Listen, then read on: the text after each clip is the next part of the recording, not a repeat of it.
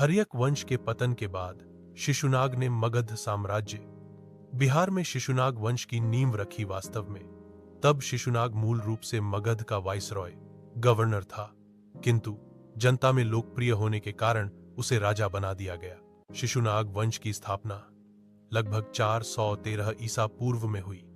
यह वंश 413 ईसा पूर्व से 345 ईसा पूर्व तक चला। इसकी राजधानी प्रारंभ में राजगीर, बाद में पाटलिपुत्र बनी। द्वितीय बौद्ध संगीति का आयोजन वैशाली में कालाशोक के समय हुआ। कालशोक को काकवण भी कहा जाता था। इसी समय राजधानी को राजगीर से पाटलिपुत्र स्थानांतरित किया गया। कालशोक के शासनकाल में मगध बेहद शक्तिशाली हुआ। कालशोक के पुत्र 10 थे, जिन्हें दशराज कहा गया। कालाशोक का उत्तराधिकारी नंदीवर्धन था। शिशुनाग वंश का अंतिम शासक महानंदिन था।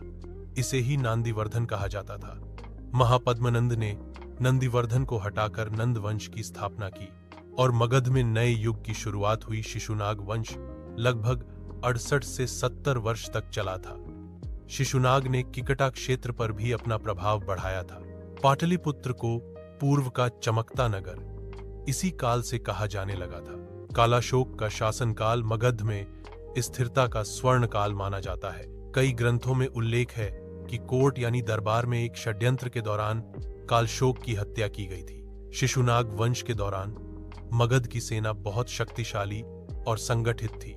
इस काल में पाटलिपुत्र शिक्षा का केंद्र बनकर उभरा था तथा बौद्ध और जैन धर्म दोनों का प्रभाव बढ़ा और कला, मूर्तिकला, शिल्पकला का विकास हुआ एवं कृषि आधारित आर्थिक मजबूती आई।